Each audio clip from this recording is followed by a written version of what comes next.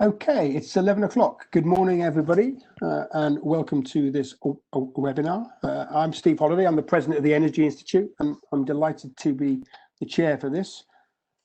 Throughout the pandemic, the Energy Institute has been trying to get experts together online, and today's no exception. We've got a fantastic lineup for you. We've got an hour today.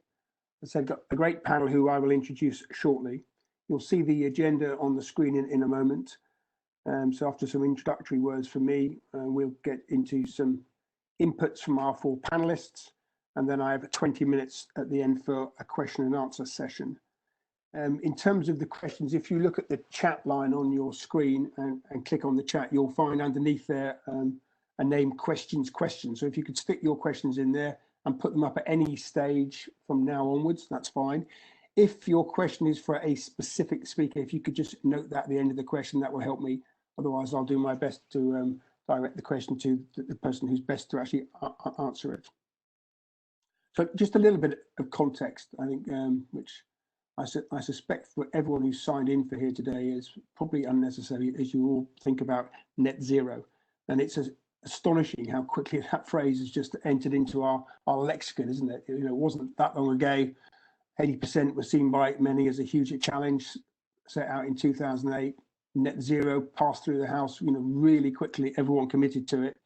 And I think when I was with National Grid, you know, for the 10 years of decarbonisation was really all about getting renewables on the system, which was absolutely an essential plank to heading towards net zero and getting our power system down to low carbon. But net zero just changes the whole game enormously. It's clearly the right target when you look at the Paris Accord. We need to get down to 1.5 degrees C. There's no question that if we don't get down to net zero by 2050, 2070, then we haven't got a chance of doing that. So we've got some experts who are going to be talking about this morning. And I guess the other thing that occurs to me as we think about the net zero here, and certainly all the conversations that I'm involved in at the moment, it's pretty clear we've got a government that are not going to walk away from this. And what they do is a different question, of course, but with COP26 being hosted next year, there's going to be a real desire, I think, to want to demonstrate that we are leading, that we are thinking as a country about how we're doing that. And businesses are going to be at the heart of that in all sorts of things. So lots of businesses now really addressing what does it mean for me? And I think when we had an 80% target, there was a kind of a sense I had that some people could kind of hide behind that and say, I'm in the 20% club, you know, I'm probably the business that doesn't have to do this. Everybody else is going to do this for me to a certain extent. Net zero changes that game enormously, of course. You know, everybody is now involved. So I hope that today, you know, you'll get some insights into how some people are thinking about this. And in terms of the institute itself, you know, we've set ourselves a very challenging target. We've committed to a trajectory to get all of our operations net zero long before 2050. And of course, you know, that's not hugely complicated, the Energy Institute. That's around the office, it's around our conference facilities, and it's around our travel. But it's science-based, so it's based on a whole series of steps. And actually, one of today's speakers will talk a bit about that because he's been hugely involved in helping the Energy Institute actually think that through. So let's get on. Let me introduce, first of all, Emma Wilcox and David Simons. You can see on the screen who they are. Emma is the Chief Executive of the Society for the Environment, and David is the UK Director of Sustainability at WSP. We are actually members of the group of 40 people that came together with Emma, been hugely involved in leading activity on net zero for a long time. So it's a bit of a double act between Emma and David, and I think I'm handing over to you first, Emma.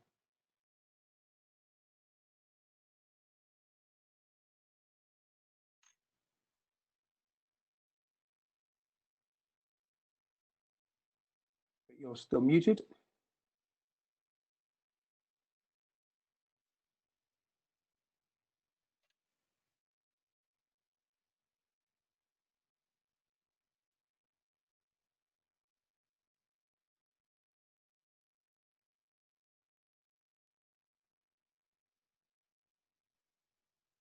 Wonders of technology. Emma, I think you are now not muted. Wonderful. Thank you. of getting control to change the slides, lost the ability to unmute myself, so apologies for that. So good morning, everybody. Thank you for joining us this morning. Thank you to Steve for the introduction. Yeah, David and I are going to talk to you a little bit about Pledge to Net Zero and the work we've been doing around that. The reason we created Pledge to Net Zero, as Steve has already outlined, 80%, it seems such a long time ago, and this has become a very common language for us now, like other words that we didn't know at all, like furlough and social distance, I guess. But it was really about making the environmental services sector a leader and taking action and really getting our own house in order and practicing what we preach, if you like. David and I and a number of other colleagues you can see on the slides have been working together for about 9 months now on this, and Pledge to Net Zero launched 6 months ago. So what we're doing is working in partnership to really ensure we maximise our results. We really recognise that collaboration is incredibly important in all of the things that we are doing. And something really important to us at the Society is environmental professionalism. We believe that if you're making an environmental decision, then you should be competent to do so. Very much back in the use of expertise and scientists to enable people to make credible decisions. So that was really key to us in creating the Pledge to Net Zero. Could I move to the next slide, please? Sorry, I don't have control now. Thank you. Thank you. So Pledge to Net Zero is very simple. It has 3 basic commitments. Firstly, to set a science-based greenhouse gas target. And there's quite a lot of detail on that on the website, and David's going to talk to you about that in a bit more detail. Secondly, is to be very open and transparent and publicly report your progress each year, recognising that everybody is on a learning curve and we're all moving ahead together, but to be very open and transparent about that progress that's being made. And thirdly, the piece that was really, really important to us is to publish a piece of thought leadership each year. So this is to learn from each other, to share what others are doing, recognising we've got some people who are hugely knowledgeable in this field and have got a great amount of knowledge to share, and others who are just starting out. So by publishing some thought leadership, we are able to kind of share and build on that knowledge base together. So that's the basis of the Pledge to Net Zero. So I'm going to hand over to David, who's going to tell you a little bit more about the science-based targets. David, over to you. Great, thanks, Emma. And yeah,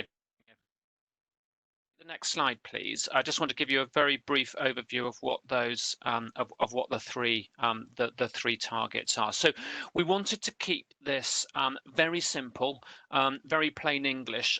Sometimes the temptation when people talk about science-based targets is it's then followed by it's difficult or it's complicated, and at which point everybody just gives up and goes home because it just verges into academia. So we wanted to make this meaningful, but we wanted to also make it very, very practical for both large organizations who are big in sector through to sort of medium-sized organizations like Energy Institute and IEMA who have signed up, through to the micro businesses as well with 1 or 2 people. So first thing, science-based target, we just kept it very, very simple, and we did the sort of the interpolation. So at a minimum, we've said that this should cover buildings and travel by UK teams. As Gareth might explain, you can make it a bit more complicated than that, but we wanted to keep it very, very simple. That for most organisations, that is the lion's share of direct emissions.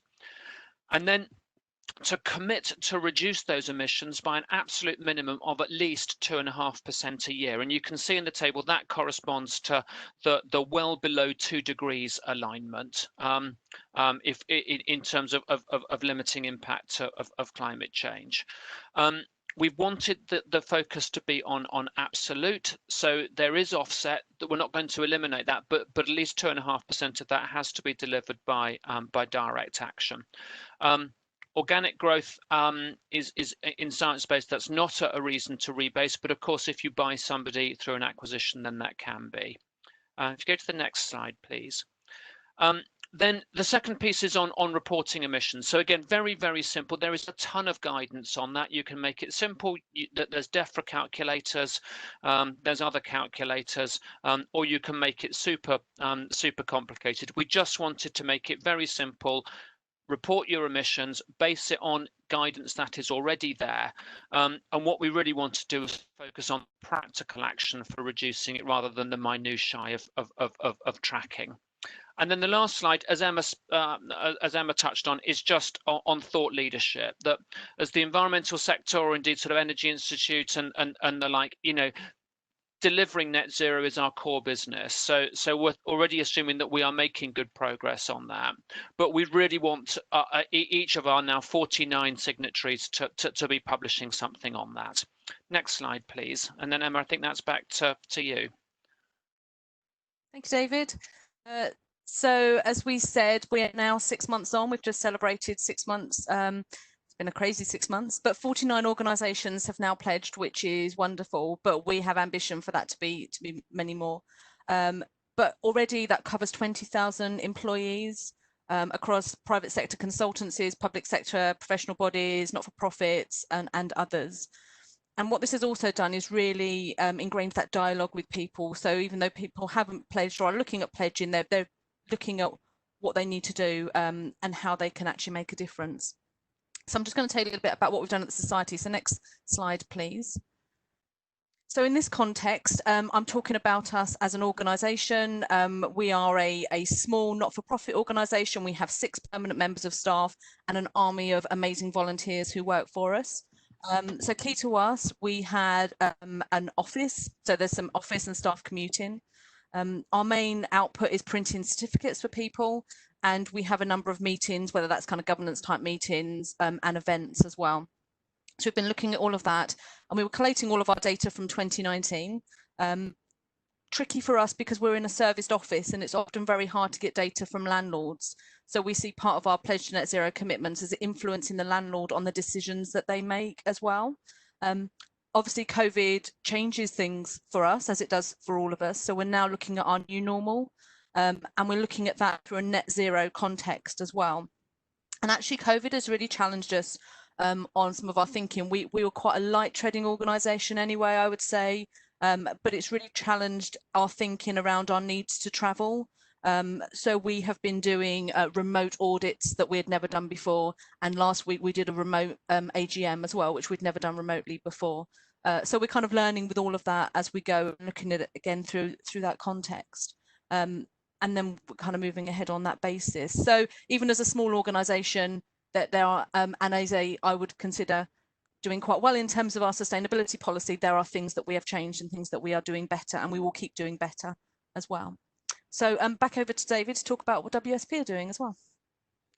And as well as this being strange times for all of us, I mean, the same with WSP, that until lockdown, all of the focus that we've set a net zero target within WSP, and all of our focus had been both on buildings and the energy that we bought, for example, and the premises we chose, and of course also travel, which is 60% of our carbon footprint, and really encouraging staff to not do that. You know what, I mean, that's all really changed. So I think there's 3 areas I will just say have really been our priorities. One right now is having a plan for when we come out of lockdown and start opening our offices and touchwood getting normal. Without a plan, all of us will just bounce back to doing what we have been doing before, and we will lose the opportunity of really doing stuff differently. So that's something that we are really working on hard. Secondly, we all of our staff are working from home. We're helping our staff live more sustainably at home. So we've got a carbon calculator tool that we've launched. We've actually white labeled that and licensed that to a number of our clients to help our staff measure and live more sustainably at home while we're all in lockdown. And that's been really well received.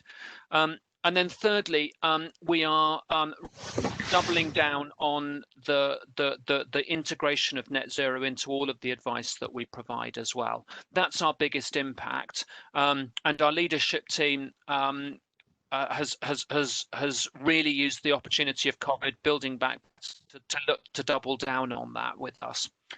So that's us, and over just the final slide then. So practical action from today.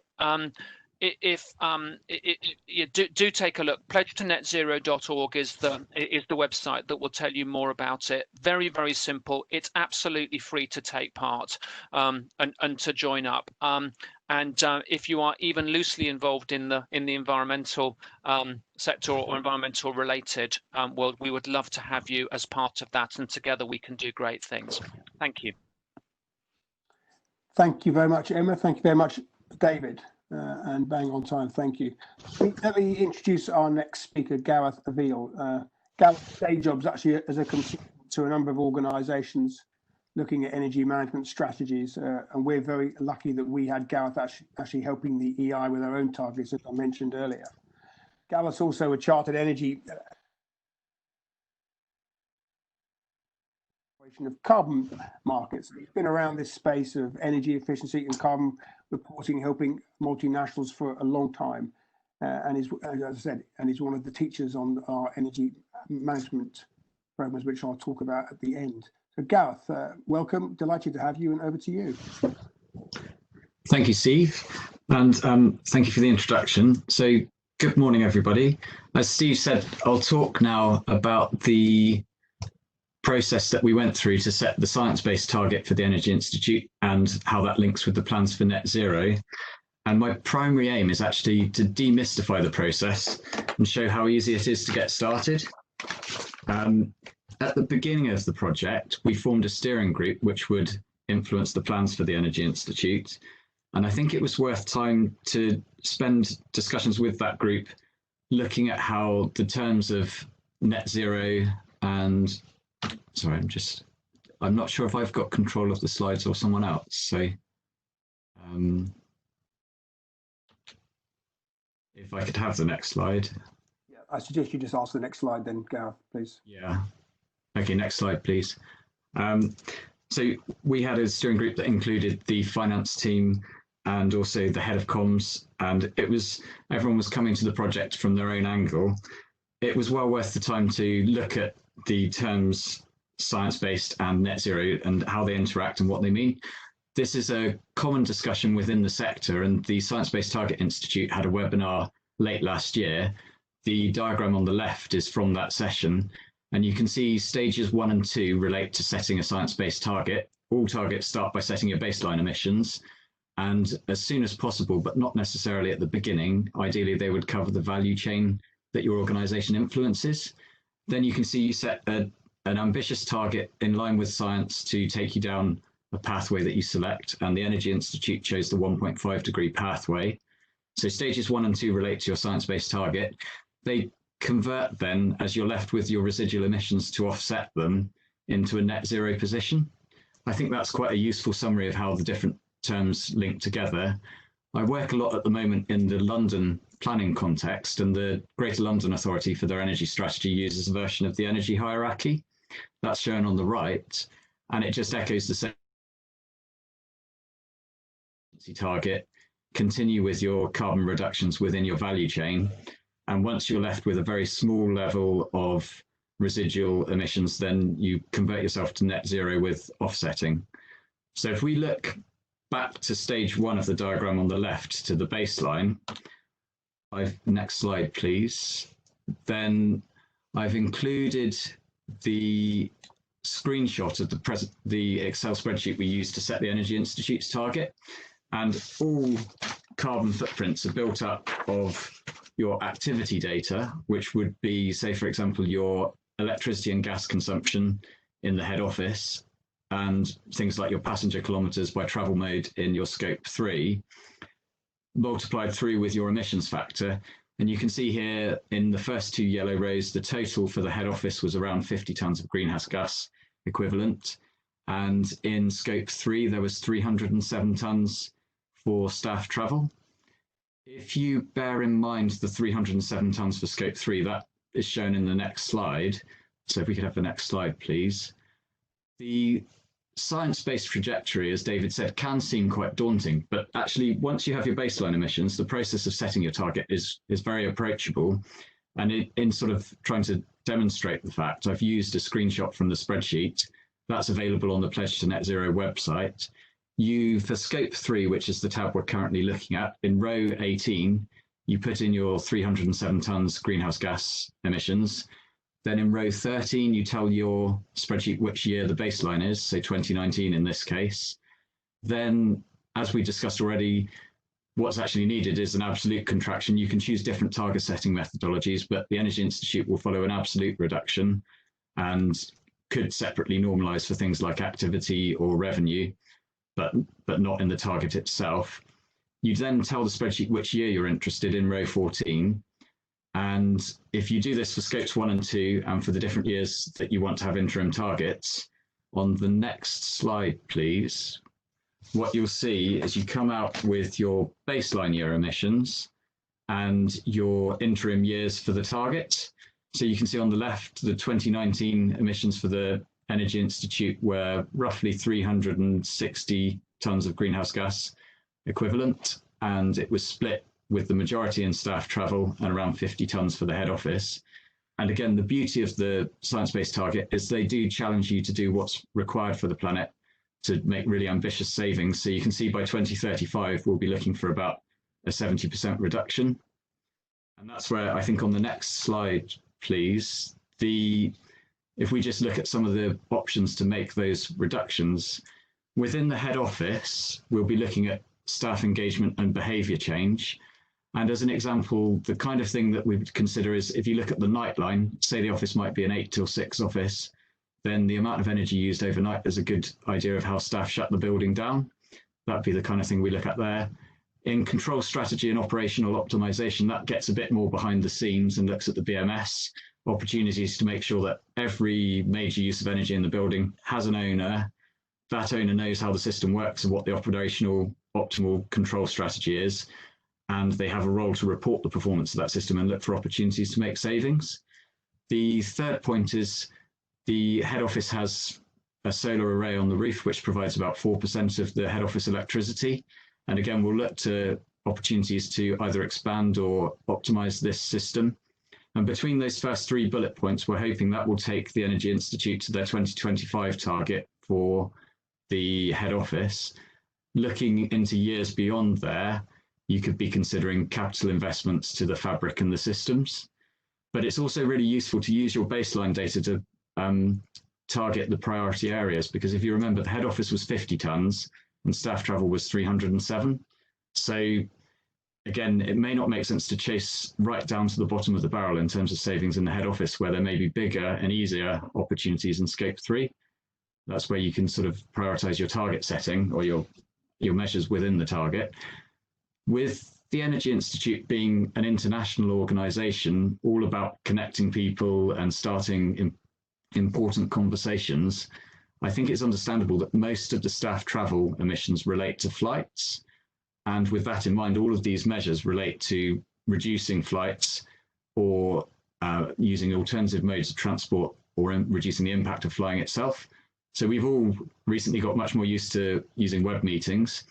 I'll make a quick nod to what modern video conference technology looks like. This picture here is what's called a meeting owl, and I think it's the modern version of a Polycom. Do you remember the spider phones for voice call conferencing in the past? It has a 360-degree camera. It can pick out everyone in the room, creates a virtual camera for each person. It can tell who's talking and gives them the lead camera. And it's entirely portable. You could take it to a meeting off-site, or you can use it in different meeting rooms within your organization. It really gives you a very different level of experience to what old-fashioned video conferencing felt like. And it's much more approachable. It's about the price of a laptop. I think it's currently about £800. So there is some really good opportunities to improve the uptake of opportunities to avoid flying. When travel is deemed necessary, I think it's also good to consider how many people travel and who the core people in the meeting will be physically traveling there.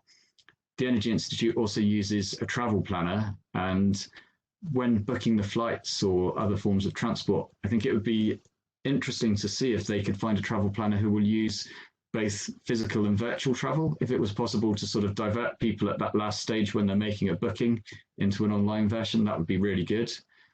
Then also, I used to work in Shell in their renewables team in The Hague. and certain types of flights could be diverted to rail. We used to use Thales and the Eurostar a lot between London and The Hague. That worked really well. And also, if you do end up flying, there are different levels of impact. So there's, for example, a 66% difference between an economy flight and a business class flight. So there's also still opportunities to reduce your impact in the flights that you take. So hopefully that gives a sense of the kind of things that would help hit the existing target. The target itself will continue to evolve as the project goes forwards, with the conversation about things like the conferences, the membership activities, and the training that the Energy Institute delivers. The next slide, please. I probably won't dwell on it, but I really like, in previous presentations recently made by the Energy Institute, the idea of a decade of delivery. The 2020s, I think, are where some of our climate ambitions will be met. And if we don't make a big jump here, then I think it will become increasingly challenging to meet them. So my message is the hardest step is the first step. Once you've made a start, it's always easier to keep moving. And if you think before COVID came along, the fires in Australia, when you talk about a 1.5 degrees scenario in global warming terms, there's still impacts there. So hitting that's really valuable, because I think we've already seen climate change that gives us a sense of what could be coming. In 2050, it's easy to think of 2050 as almost an academic date that's far, far away. But I think some interesting reference points, it hits me that my children will be younger in 2050 than I am now. So it's real human timescales. And I can remember going to the Millennium celebrations. They're roughly the same distance in the past as 2050 is in the future, especially if you want to hit the target before 2050. I looked up 3 other dates from 1990 just for interest. MC Hammer released You Can't Touch This.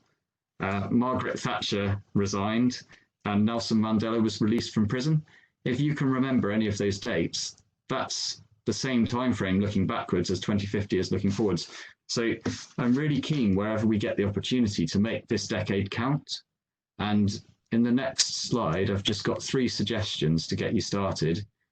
The first would be follow the data. If you develop your baseline year's greenhouse gas emissions, then as you can see in the Energy Institute's case, it makes sense to take account the difference between the amount of emissions you can see in the head office versus the staff travel. So you'll be in a much better position to steer your plans. Then also, there's so much best practice and existing knowledge. Even if you go back to Pacolo and Socolo with their climate wedges from decades ago, the challenge has always been to implement carbon reductions. It's never been a lack of technology that stopped us implementing climate change mitigation. So wherever possible, learn from what's already there. We've got most of what we need. And I've included here the syllabus from the Level 2 course for the energy management professional. I'm actually a very happy graduate of the Level 3 course, and it's really helped me in my career. If I pick a couple of examples of projects I've done in the past, when I worked as the energy manager for a large primary care trust in the NHS, we had a CHP, and on-site renewable electricity was very relevant. We had a steam distribution system, so module 17 was very relevant. I set up the CRC reporting in the first year for Sainsbury's, and that takes you down towards modules 10, 11, and 12, where all about data and energy management systems. And at the moment, I do a lot of work with the hospitality sector, and that would take you towards the building management system, and from the perspective of occupants of the building physics and thermal comfort in module 13. So I think that's a really useful shopping list there. If you're trying to think, what can we do within our organization, I'm sure 3 or 4 of those modules would be very relevant to your work. And linked to that second point, I would say the time that I spend with the Energy Institute and my engagement with these campaigns like the Pledge to Net Zero, they always give you a foot up and a head start. It's much easier to tackle these big challenges as part of a group and to learn from your peers than it is to go it alone. So I'm a strong supporter of this kind of work. I'm hoping that gave you a sense of what's involved in setting a science-based target, how that can lead you towards net zero, what kind of things the Energy Institute's planning to do to get there, and hopefully some encouragement that it's approachable and you could do it as well. So thanks very much. Thank you very much indeed, Gareth. Thank you. let me introduce our next speaker, Rob Williams, who is the Senior Manager in Procurement Organisation at BT, and he's also one of the Energy Institute's energy management trainers. Extensive experience in procuring energy and working with suppliers, transforming services and costs. BT, of course, have got a very ambitious net zero target for 2045. So welcome, Rob. Just before you start, if I can just remind anyone who joined late, if you have any questions, please post the questions during the session. Under the chat thing, you'll find a heading called questions. If you put your question there, and if you want it to go to a particular person, please say so. We've got some coming in, but there are over 200 people on this, so I'm expecting a lot more. So please do put your questions up. Bob, over to you, please. Thank you, Steve. And I think I've got control of the slides, so I'll go straight on to the next slide.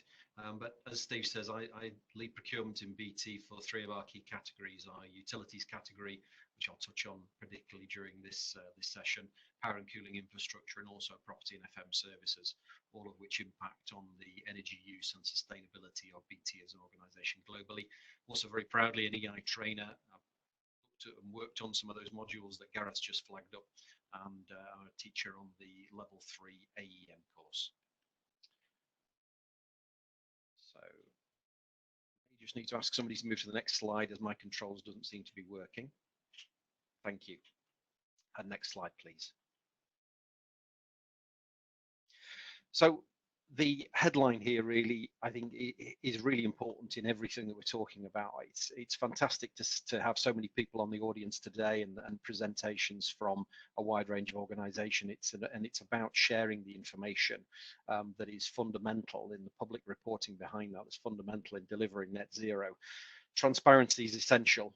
BT produces the report, which you can see flashed on the screen there, and you'll be able to find on our btplc.com website. But we produce audited reports every year and have done for a number of years alongside our annual reports. Obviously, that's now reinforced by SECR, statutory energy and carbon reporting. But that transparency and audited credibility, I think, hints at one of the questions that's already in the question panel about, we need to share this information, and the approach we've used as a model for knowledge share to help others, a point Gareth's touched on already. We also very much want to help and support customers who are like-minded to make this same journey, and our technology obviously helps deliver that. And for investors who increasingly consider ESG ratings when looking at which organisations to invest in, let's not forget that reputation is estimated to form a third of market capitalisations of leading companies. So this public reporting and auditability and transparency is essential, particularly with claims and progress around net zero and carbon reduction. Next slide, please. Our report this year talks about 6 themes for tackling climate change, and there's a focus across a range of activities reflecting really the complex nature of our business. And as science-based targets require huge amounts of data, I think just to put a few reminders about the scale of BT's operation, we've got 100,000 employees across the globe. We have 173 million kilometres of cabling. We've got 18,000 mobile masts across the UK. We've got 550 high street stores through EE. We've got 34,000 vehicles, which is the second largest number in the UK. We've also got the second largest fleet of backup generators after the MOD. We buy 2.7 terawatts of electricity globally. That's nearly 1% of all the UK's electricity that we use. I'm really pleased to say we don't rest on that. Clearly, we want to see that going down, and we reduced that by 65 gigawatt hours during 1920. Partly through investment in 45 million of investment in energy management projects in the UK. And it's actually my day job managing the procurement of this, and the 25 years I've got of experience I've got in the energy industry that I bring to that training as part of the AEM course. Next slide, please. BT's been on a very long journey. And I think our leadership on climate action stretches back 25 years, as this slide sets out. We've been blessed with very strong leadership from the top of our organisation from way back in 1992. And we were one of the first companies in the world to set a carbon reduction target. Way back still in 2008, we set our first science-based target, as we would call it now, before anyone was talking really about SBTs. If we look at the box in the middle, we started to focus very much with our 3-to-1 goal on not just our own operations, but reducing our customers' carbon emissions as well. And as we move further into the timeline there, we reached our carbon targets early because of the real drive and focus across the business from at all levels of management and all parts of our broad business. We set a 1.5 degree science-based target after the Paris Agreement, and with a target which I'll touch on again, which is to reduce the carbon emission intensity of our business by 87% by 2030. We were one of the first companies in the world to set a 1.5 degree target and indeed an SBTI. We've also publicly pledged to be a net zero emissions business by 2045. And at the bottom is really one of the important elements of driving this, and one of the important reminders that sustainability is good for business in all its aspects, saving 303 million through energy efficiency programs since 2009-10. And no mean feat, has taken a lot of commitment and investment by the business over those years. Next slide, please. The focus on electricity is driven because it's one of our most important, or would be one of our most the major contributors to our carbon emissions.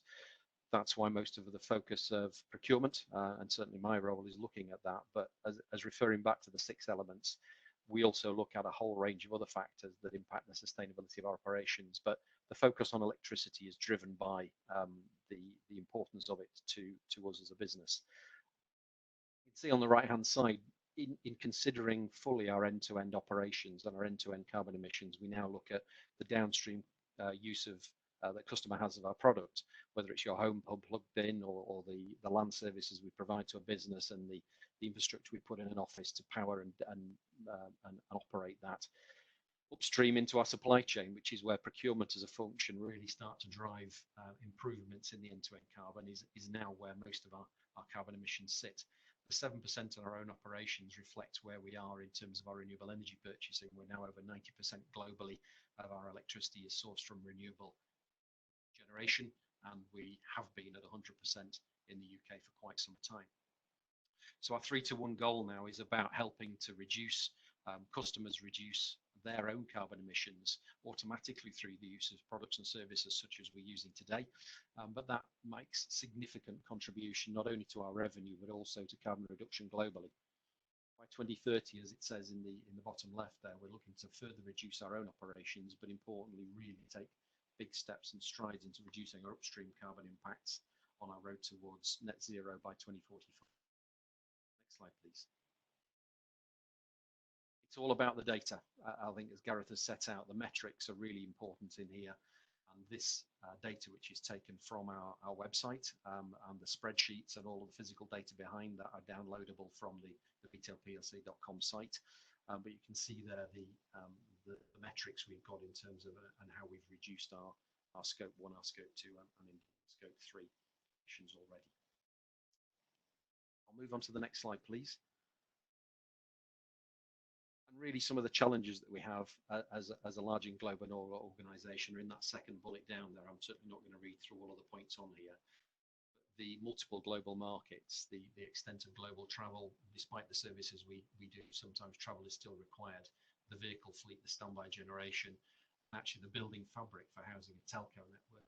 Essentially, we're a large distributed data center, or akin to a data center, and the buildings that we operate in are designed to release heat, not to sustain heat and retain heat, as that drives up our cooling.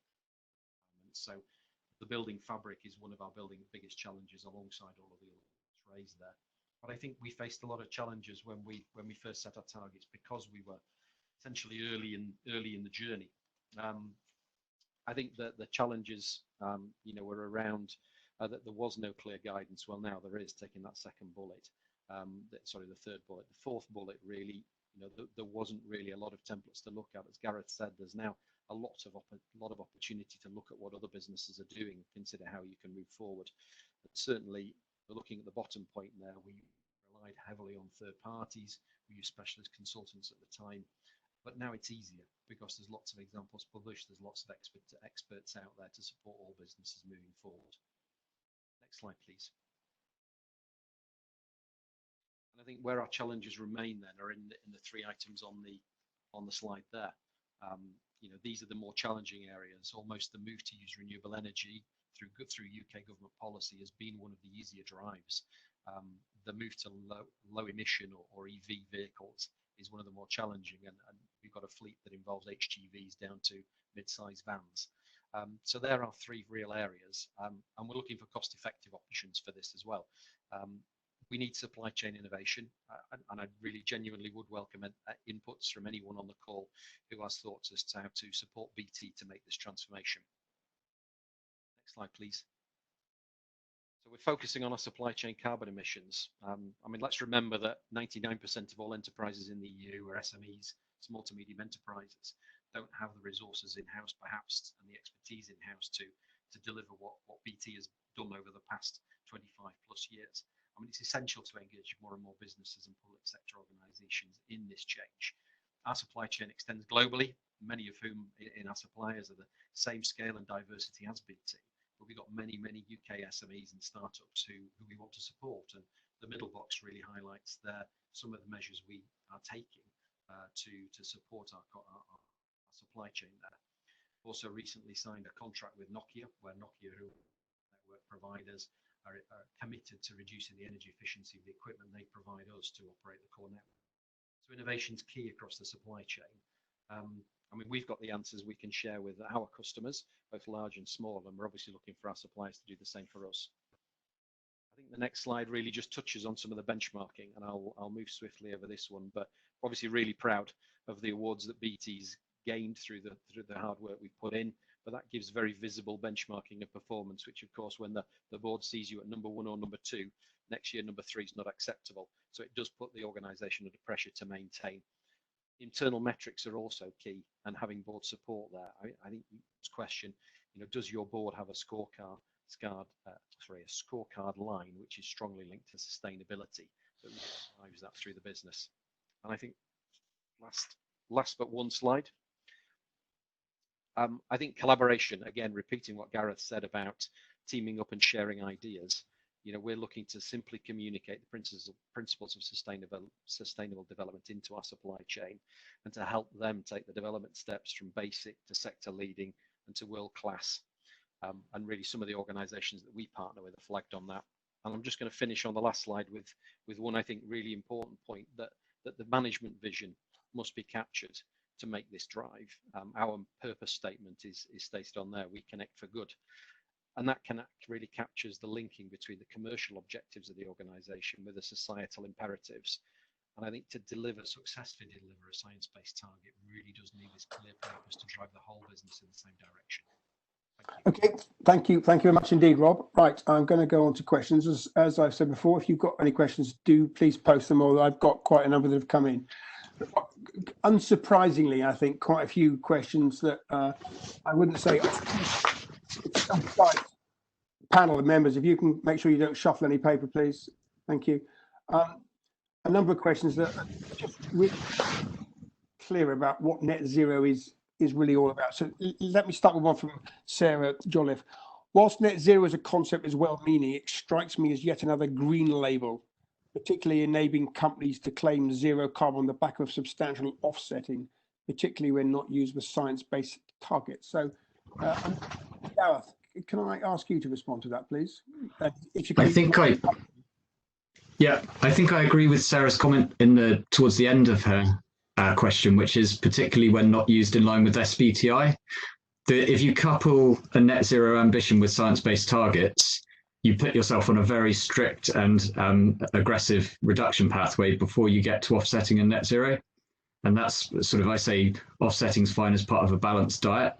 So I think it can be used when not coupled with good in-house reductions or in value chain reductions. It can be towards the less impressive end of net zero. But so long as you take good action within your value chain, I think it stands up as a concept. I hope that makes sense as a comment. It does. Okay, there's another question from John Pooley, which is, what makes a good quality carbon offset? So again, I think while you're on, Gareth, please pick it up. Yeah, I think well, not using so much of them, it's like what makes a good cake. Don't eat too much of it and just have a good one when you do. The main things would be additionality. So the idea that as you take an offset, it definitely is an improvement over and above what would have been happening anyway. There are sort of 5 or 6 criteria, but there's a good scheme which is regulated. I'm just trying to think of the name of it. It's approved by the World Wildlife Fund, and I would go with a regulated scheme is the best one. But so long as it's permanent and additional to what would have happened in any case, those are the main 2 considerations, I think. Okay, thanks. Right, if I can address a question to Emma, please, from Charles Wheeler. It's great to see another initiative, but it appears to be a number of organisations that provided advice and certification in this area. Can you suggest how one would choose which one to follow, e.g. BSI, ISO, the Carbon Trust, etc.? Well, I would say as long as you're following something and doing something, then that would be wonderful. So we collaborated as very loosely the environmental services sector. I agree a lot of the other initiatives are the same. The point for David and I was really to get people taking action. So as long as you're committing to something and it's right for you and your business and you're taking the right steps, that's great. So one for David, if I can, from Claire Carden. The new streamlined energy and carbon reporting requirements are now in place, and that, as we know, it actually impacts all large organisations in the UK. It addresses a number of the issues that we've covered as panelists this morning. But do you think that is going to be effective at all in reducing emissions? I think, in as much as if you're measuring it, then that gives you a good basis, and if you're reporting it in a consistent way, which is what SECR requires, then that gives the start for your investors and your customers to potentially see your performance. Of course, SECR only applies, as you say, to large companies. It does require some form of narrative as well. I think also there is still the opportunity to set some really sort of challenging and stretching targets, as we're talking about in Pledge to Net Zero, and as Rob can say, what BT is looking to do. That's well above and beyond SECR. Thank you. So I've got a couple of questions. Gratifyingly, in our environment, that are talking about commuting and home base. So I'm going to just put the 2 together, from Tom Abraham and Alana Collis. So should emissions from commuting and home-based working be included in the baselines as people are now making decisions about what the workplace of the future looks like? And from Alana, kind of a similar question really. How do you calculate the staff impact? Should you ask individual employees to share information about their commute, the distance, and the type of transport, etc.? Which for large organisations is huge. But what do you think about that, Emma, in terms of thinking about that as part of the calculation? Well, I'll start and then I'll hand over to David, if that's okay, for some specific insight. So for the society, we do look at our staff. As I said, we have 6 permanent members of staff, and we are considering how we travel as was to our office. And we are thinking very hard about the difference between people home working and having an office. What does that mean for us as an organisation, but also what does that mean to us in terms of our carbon and our wider environmental footprint as well? But David, do you want to come in on that one as well? I mean, just briefly, it's a pretty live question at the moment, particularly in terms of home consumption. I think that the general, if you want the purely formal answer to that, is it should be if you as an organisation are paying the bill for some of that, in which case then you must include that. In WSP at the moment, we do measure the greenhouse gas footprint from our staff commute. Just because it's important to us. We are considering what to do on whether to report staff at home. I think probably, at least for this year, we probably won't. I think also, though, just as a quick aside, we also published some research this year on the greenhouse gas footprint comparing home or office working. And the answer, rather contrarian, if it's just you at home, it is more carbon efficient over the year to work from the office than it is from home. If there's more than 2 of you or 2 or more of you at home, then it's generally more carbon efficient to work from home. If you are on your own working from home, just heat your home office, not your whole house in winter. Thank you. I think to all participants, you can understand there's going to be a lot of focus on this in the coming months, and I think we'll make sure the Energy Institute brings people together to really provide some answers for this, because it's going to be a key question for lots of organisations. Rob, a couple of questions for you, if I may. One from David Stutchfield. What about the embodied carbon embedded, I think he means, in all the technology and equipment that you buy in BT? And how can somebody, can 5G be compatible with big greenhouse gas reductions, given the emissions that actually relate to data transfer and storage, etc.? So I think on the embodied carbon point, it is a focus of ours as well. I think, to use an example, we've looked at the energy consumption of our home hubs and looked at the amount of materials, the amount of plastics. Often, as we know, laptops and others use a lot of plastics to create those, and we look to reduce those materials over time. You're reducing the volume of materials within each of those components, within each of those systems, reduces the embodied carbon. But there are fundamental points of technology that we need to continue to produce. So that is a focus. Reduction by design for sustainability also leads to cost reductions, essentially. I think on the 5G point, essentially 5G will look to transport more and more data, but encouragingly, 5G uses far less energy per kilobyte or megabyte of data to transfer compared to 4G and prior networks. So 5G essentially will allow us to transport far more data, but it should be without a significant carbon increase. Yeah, thank you. I've certainly seen some scary data about data, to use the data twice in a sentence, about the amount of data in the world and the amount of energy increased to actually transmit that data. So I guess energy efficiency on the networks is going to be a huge drive across all that sector in the future. Which goes right back, which isn't a question but a comment from me. Every time the Energy Institute runs the barometer and asks the members about what's missing in terms of policy and what should we all be doing in the energy industry, then energy efficiency goes right up there, number one every single time. And I like, in terms of your pyramid, Gareth, it's absolutely at the top there. One of the things you touched on, in fact, and there were a couple of questions that have come in, one from Helen Rogers. If we're to cut our carbon emissions by the kind of reductions that are demanded by the science, we need to change our culture alongside technology. So how are you engaging with your workforce and your stakeholders? BEIS is certainly doing something in this place, but I know the CCC, of course, have also said that 60% of what's going to change is going to be about behavioural change. Emma, is that one you start with, please? Sure. We talk about it a lot, as you'd expect for us as an organisation. People sharing what's on their mind, and bringing their ideas to the table. I think something interesting I've seen over the last couple of years is in recruiting people, is they're actually coming to me as an employer and asking these questions as well about our sustainability policy and our environmental footprint. So we're increasingly seeing, as an employer, being challenged in what we're doing and people bringing that culture to us. I think it's just having your eyes open, listening, learn. We can all learn from each other, and just keep moving forward together as well. David, you going to add to that?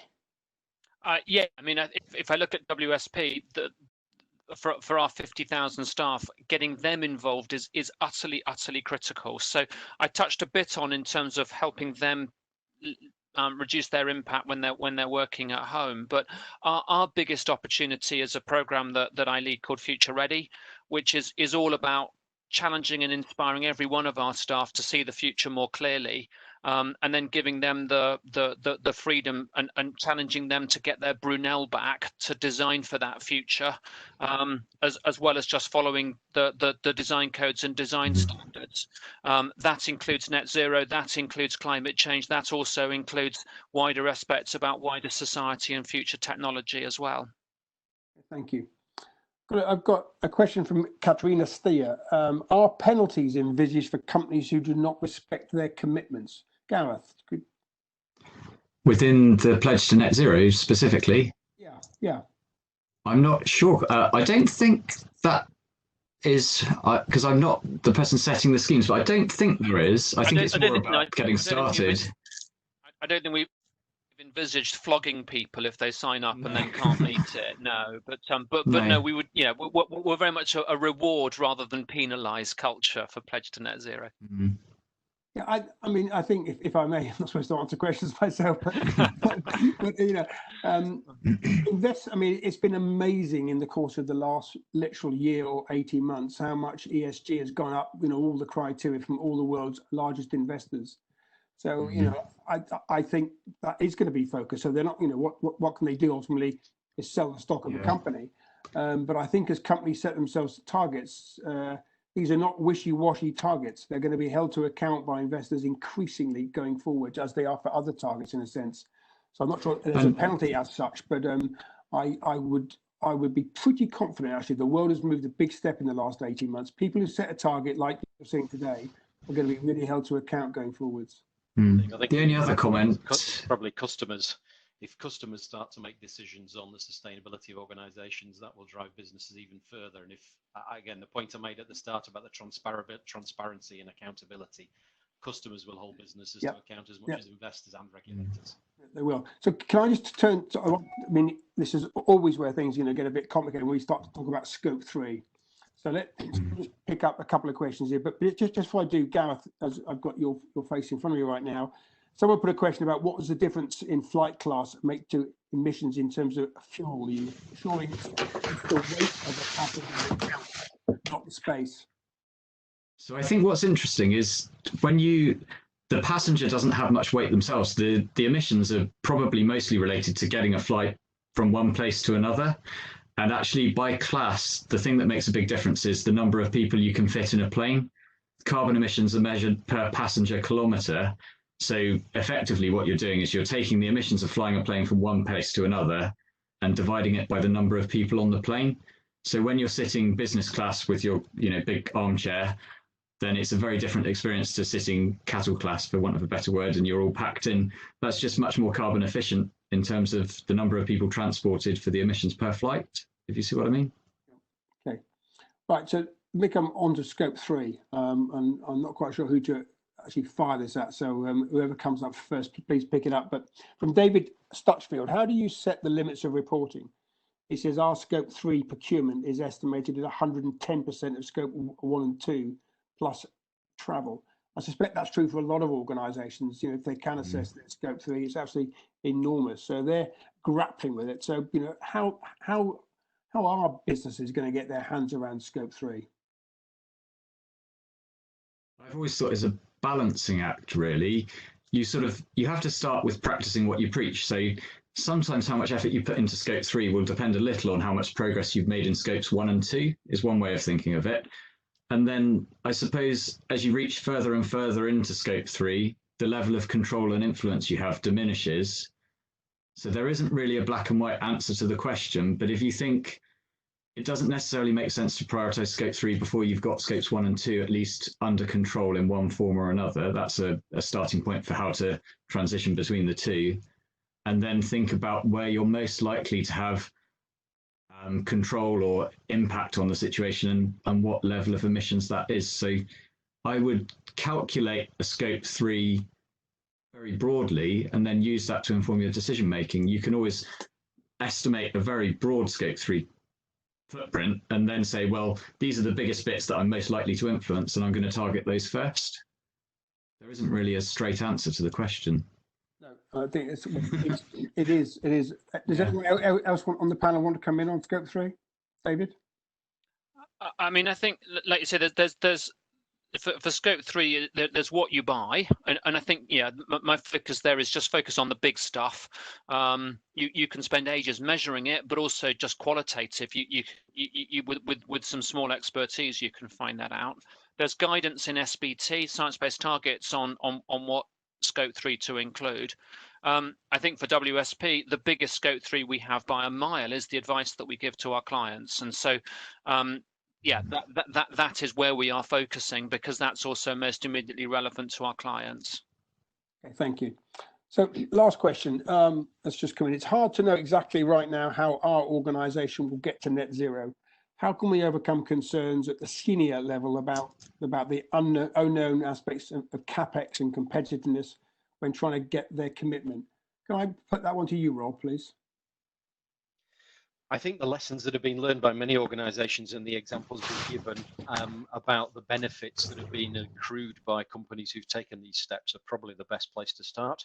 There's a number of organisations, the likes of RE100, WBCSD, CDP, WSP, Gareth himself, etc., who can really talk about the benefits of meeting these goals and delivering these goals. So I think, well, there are uncertainties, it's absolutely important to take that first step. And I think with the knowledge out there now, taking that first step is far easier now than it was many years ago. So I just encourage you to do that and take that first step based on the lessons shared by others. Thank you. Thank you very much. And thanks to all of the panelists for taking part today. And thanks for all of you who've joined. If I may, as it is 12 o'clock, just a couple of final remarks. I think this decade of delivery, as Gareth said, it is something I talk about a lot. I mean, we absolutely need to make progress this decade, not 2035 and 2040, etc. And I think you think about scope 1 and 2 and 3, that's the same thing in a sense. Get on with scope 1 and 2. The 3 is clearly going to be a more interesting and complex area as we go forward. Net zero is really important for the Energy Institute. You know, our purpose is to bring expertise together. We work where energy experts are.